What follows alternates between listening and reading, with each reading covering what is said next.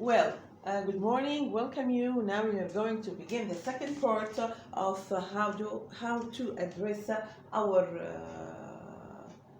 how to help our students educationally and psychologically inside the school.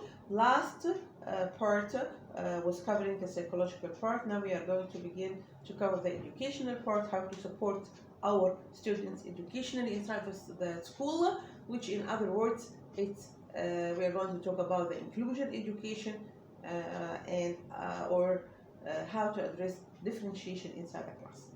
In as we said before, in our classes nowadays, we have different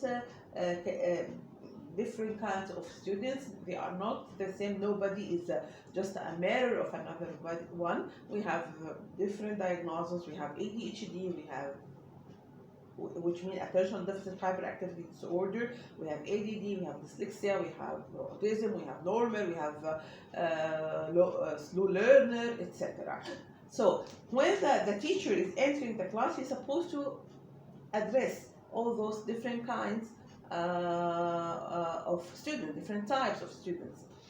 So this is the point. This is how what we are going to talk during this part and the next part.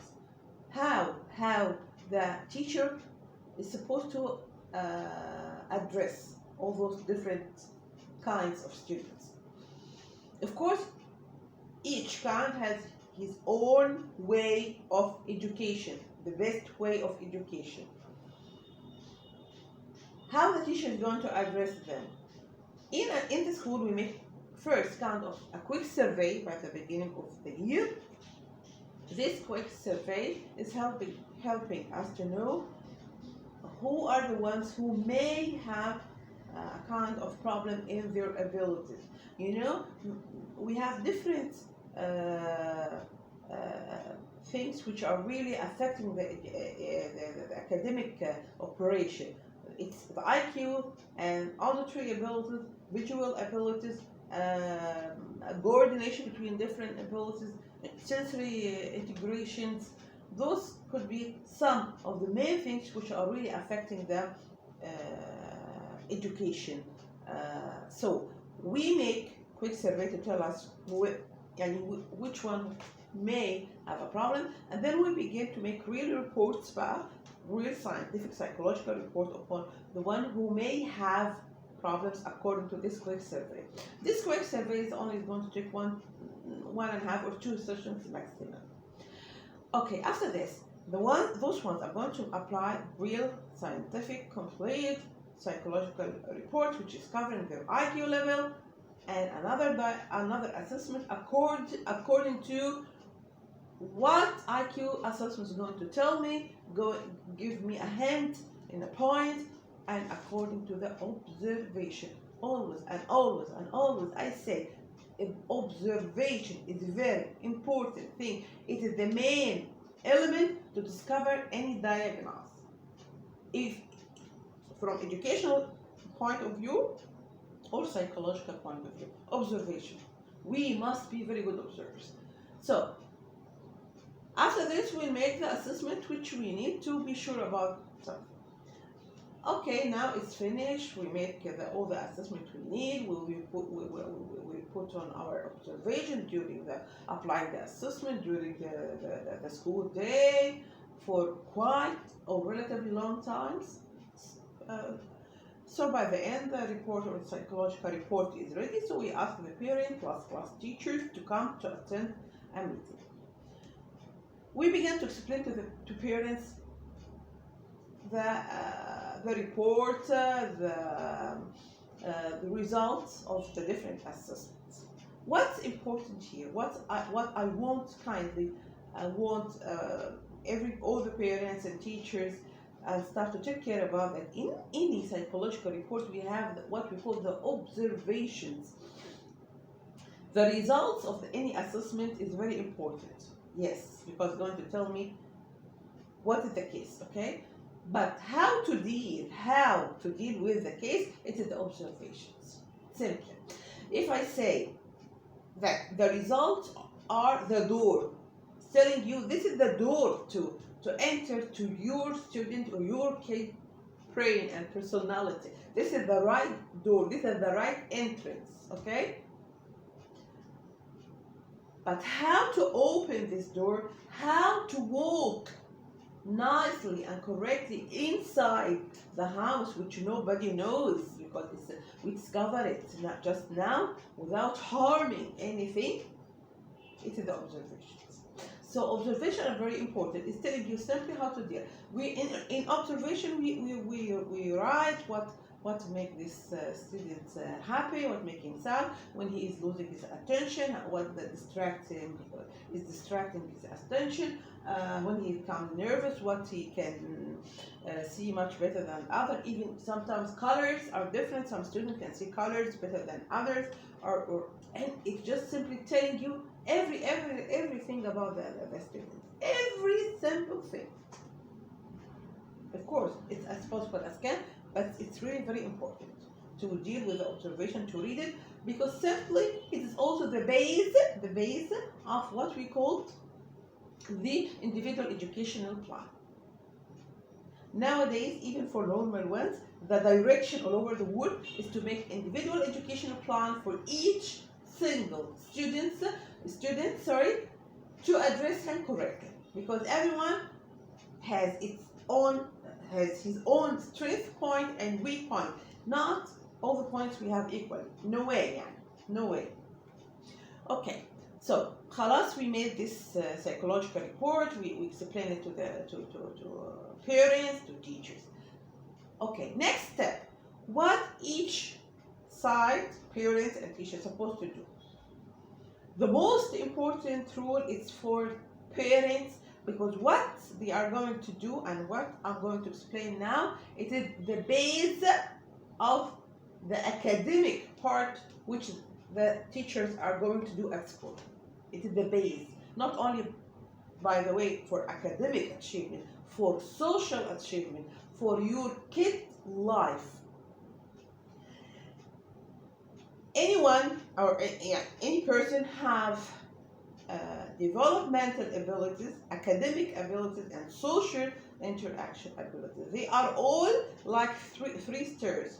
One is depending upon the previous one. So the main one, or the first one, or the base, it is the developmental abilities, which are the attention, perception, memory, visual or auditory. Okay? If I have a problem in one of those visual abilities or auditory ones, we are going to have a problem in sensory integration, in of course of this academic, etc. So if I have a problem in any one of those, auditory, attention, auditory, perception, auditory, memory, or visual, attention, visual, perception, visual, memory, those are, we call the developmental ability. Though this part is going to be dealt by parents. By parents, it's not in school. So parents, they are going to help their kids or their children in such a point, asking for professional help.